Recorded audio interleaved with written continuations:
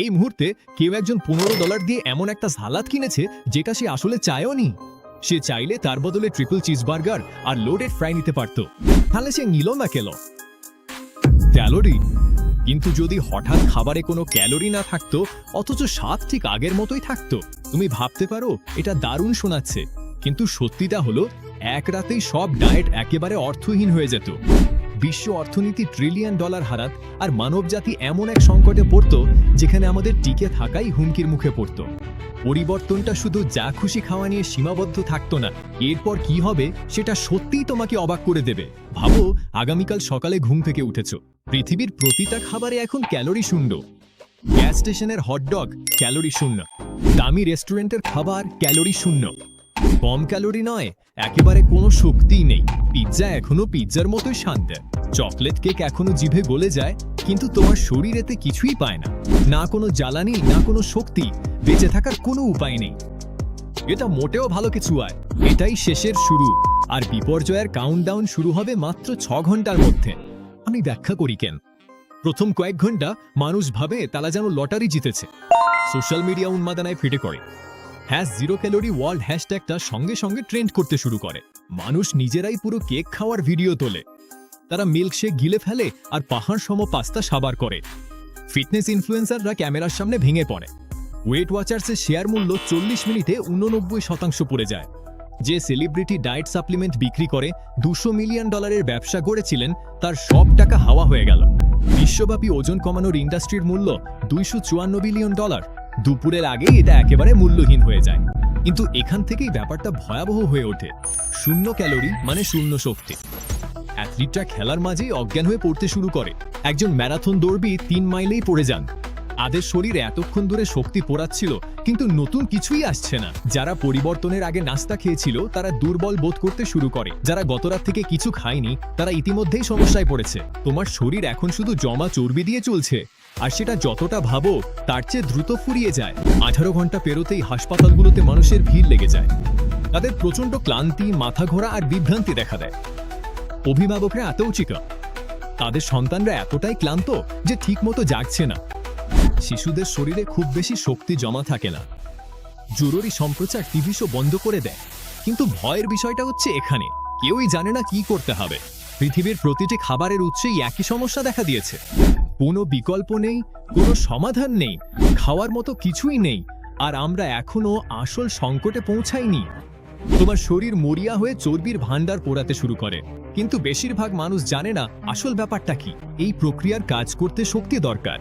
এটা যেন ভেজা কাঠ দিয়ে আগুন ধরানোর চেষ্টা করার মতো। তোমার আগে আগুনের শিখা দরকার। যাদের শরীরে চর্বি কম তারা সবার আগে সংকটজনক অবস্থায় পড়ে। এর মধ্যে ক্রীড়াবিদ, মডেল এবং শিশুরাও রয়েছে।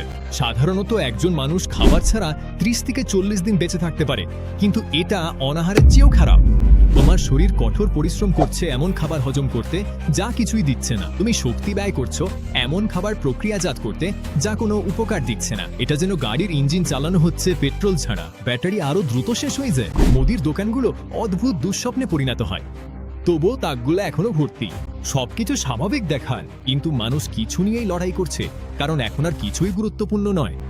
অর্গানিক কেলে কোনো ক্যালোরি নেই। গ্যাস স্টেশনের বুড়িতেও কোনো ক্যালোরি নেই। $300 স্টেক, তাতেও কোনো ক্যালোরি নেই। রেস্টুরেন্টগুলো বন্ধ হয়ে যায় কারণ তাদের কাছে খাবার নেই বলে নয়, বরং এর আর কোনো মানে নেই। শেফরা রান্না করার মতো শক্তি হারিয়ে ফেলেছে, গ্রাহকরাও আসার মতো শক্তি হারিয়েছে। বিশ্বজুড়ে খাদ্য পরিবেশন শিল্পে 144 মিলিয়ন মানুষ কাজ করে।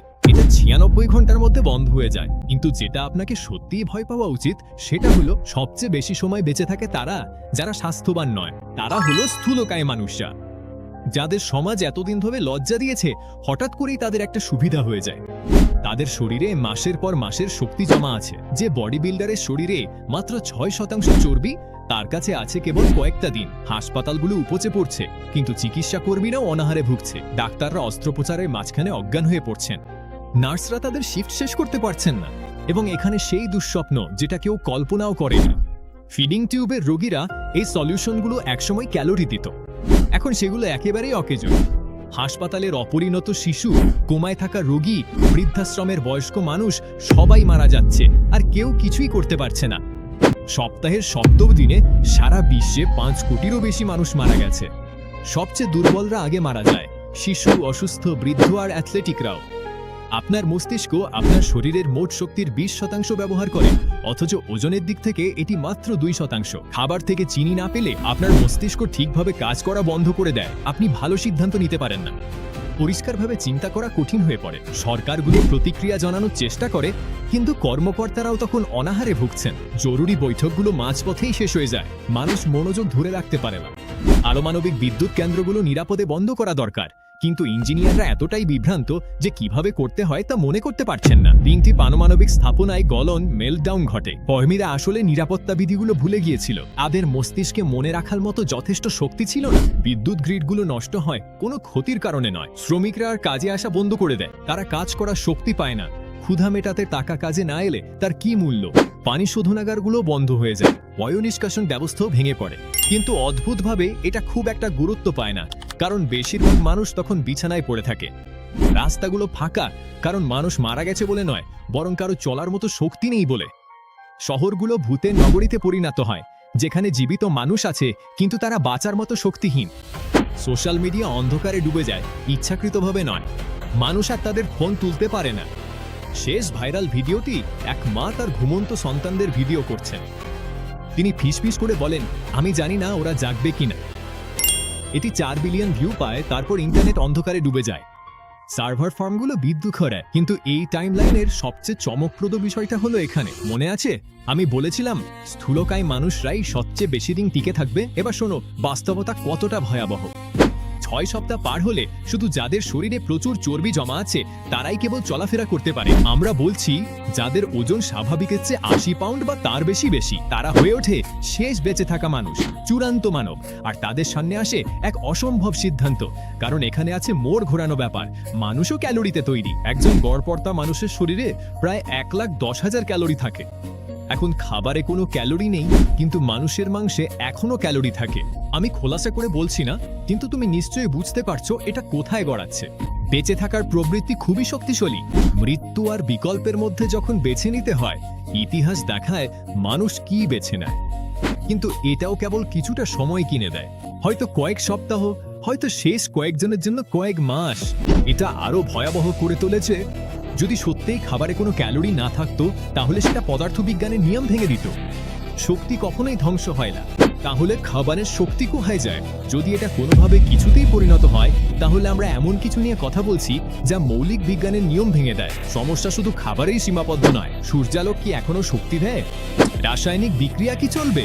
গাছ কি সূর্যালোক থেকে খাদ্য বানাবে? সূর্যালোক শক্তি না পেলে তারা কয়েক সপ্তাহেই মারা যাবে। বন এবং মহাসাগর অক্সিজেন উৎপাদন বন্ধ করে দেবে। কিছু মানুষ যদি ক্যালোরি সংকট টপকে বেঁচেও যায়, তারা কয়েক মাসের মধ্যেই দম বন্ধ হয়ে মারা যাবে।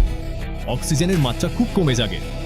তাহলে এই চিন্তা নির্ভর পরীক্ষাটি আমাদের আসলে কি শেখায়? প্রথমত, ক্যালোরি আমাদের শত্রু নয়, এগুলো আসলে জীবন নিজেই।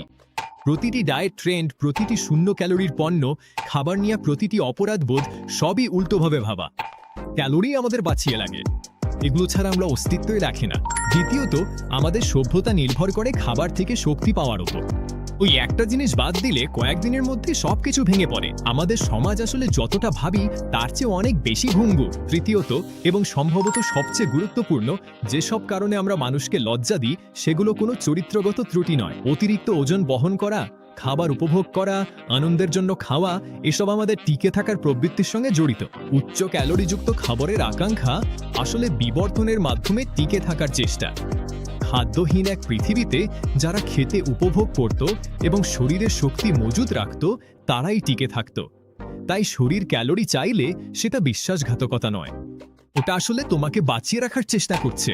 এবার তোমার জন্য একটা প্রশ্ন আছে, তুমি যদি কোনো পরিণতি ছাড়াই যে কোনো কিছু খেতে পারতে, তাহলে কি সত্যিই খাবার আরো বেশি উপভোগ করতে, নাকি এই সীমাবদ্ধতাই একে অর্থবহ করে তোলে? তোমার ভাবনা নিচে লিখে জানো।